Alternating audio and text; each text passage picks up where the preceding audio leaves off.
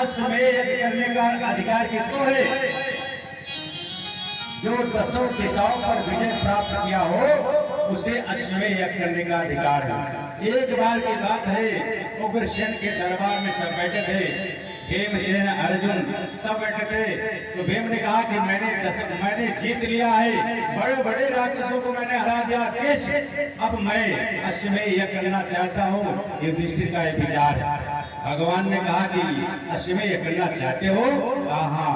तो सबसे बड़े बूढ़े यदुवंशों में उद्धव जी थे।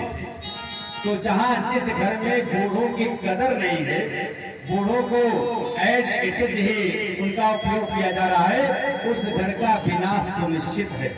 जिस घर में आज भी बूढ़े बाप माँ की कदर है, बूढ़ों की कदर है, आज भी उस घर में चिराग जल रहा है। चाहे जितना बुद्धिमान हो जाओ, लेकिन अगर आपके घर में बूढ़े हैं तो वो सबसे बड़े विद्वान आप है। इसलिए उनसे जरूर सलाह लो, कुछ करो या ना करो, लेकिन अपने माँ बाप से सलाह कर लो, उनका निरादर मत करो। जब कभी बड़े का अनादर होता है तो भैया नाशय होता। रामचरितमानस आपको मैं ले चलो, आप सुंदरकांड में जाइए। हमारे बहुत से यहाँ साथी ऐसे हैं जो सुंदरकांड के बहुत ही प्रिय भक्त हैं, रामायण गाते हैं। मैं तो भागवत कहता हूँ, लेकिन इतना तो जरूर मैं पढ़ता हूँ कि बिना राम के मैं भागवत नहीं पढ़ पाऊंगा, लेकर चल पाऊंगा। तो वहाँ सुंदरकांड लिखा गया, जामवंत के वचन सुहाए। जामवंत कौन थे? सबसे बड़े बड़े थे। जामवंत के वचन सुहाए। जब जामवंत की सलाह ली गई तो सबने कहा, अरे बहुत अच्छा, जामवंत ने बहुत बड़ी सलाह दिया, इसी पे हम लोग चलेंगे सीता की खोज में। आज यहाँ भगवान श्री कृष्ण के दरबार में उद्धव को बुलाया गया और उद्धव से पूछा गया कि चाचा, क्या अश्वमेध यज्ञ करने का अधिकार युधिष्ठिर को है? नारद ने भी कह दिया, युधिष्ठिर तुम विजयी हो, तुम करो। लेकिन उद्धव ने कहा, देखो भैया, तुम लोग भले सलाह दो, मैं सलाह देने वाला नहीं। कहा क्यों? कहा कि अभी युधिष्ठिर विजयी नहीं है। कहा क्यों? कहा दक्षिण दिशा में एक राक्षस है जिसका नाम जरासंध है, आपने भी जरासंध को मारा नहीं है, और जब तक सारे दिशाओं पर तुम्हारा विजय प्राप्त न हो तब तक तुम्हारा अधिकार यज्ञ करने का नहीं है। इतने में देखा कि उस दिशा से एक व्यक्ति चला रहा था दूत। जरासंध के हाथ से एक दूत आया और राजसभा में हाथ जोड़कर खड़ा हुआ।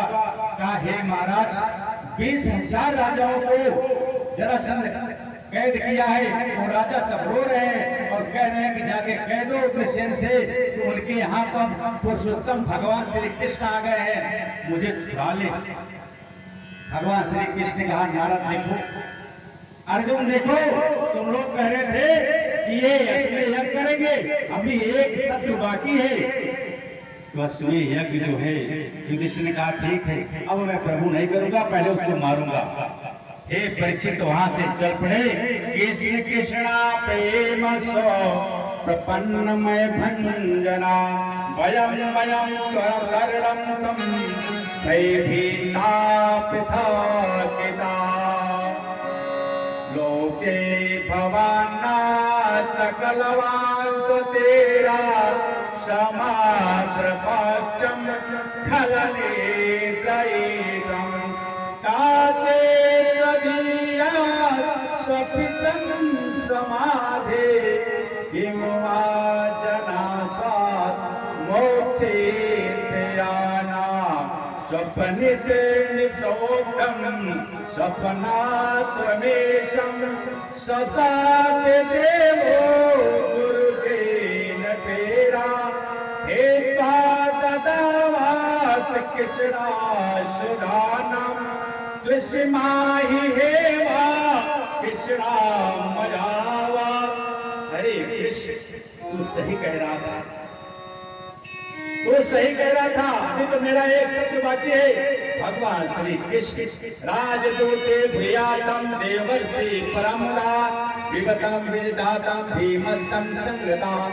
भीम को अर्जुन को साथ लिया और कहा चलो जरासंध के साथ, जरासंध के यहाँ मैं चलता हूँ। भगवान दोनों को साथ लिए और जरासंध के पास पहुंचे। हे परीक्षित, जरासंध तो क्षत्रिय था लेकिन कर्म के कारण वो राक्षस हो चुका था।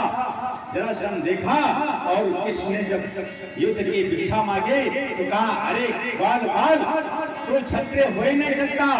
क्षत्रिय की एक पहचान होती है, क्षत्रिय की पहचान तेरे अंदर है ही नहीं है। तो कृष्ण है, तो भागता है, तेरा नाम तो रणछोड़ है। जब भी कोई युद्ध होता है तो आगे आगे भागता है और बहादुर पहले बनता है, भागता आगे आगे। तो भगवान कहते हैं कि इतनी जब बातों का जब कोई बात चुभ जाए तभी क्रोध करना चाहिए। भगवान के हृदय में जब उसकी बात चुभी तो भगवान ने कहा कि देखो मैं ब्राह्मण नहीं हूँ, माना आपकी बात, ये दोनों तो ब्राह्मण कार्य ब्राह्मण है नहीं है, ये भीम ये क्षत्रिय है, ये भी क्षत्रिय है। कहा कैसे पहचाना? कहा क्षत्रिय के कंधे पर धनुष का निशान रहता है, धनुष का जो रगड़ होता है ना जो रखते हैं उसका निशान होता है। हम क्षत्रिय मृगियातन करहे तुम ते अघल में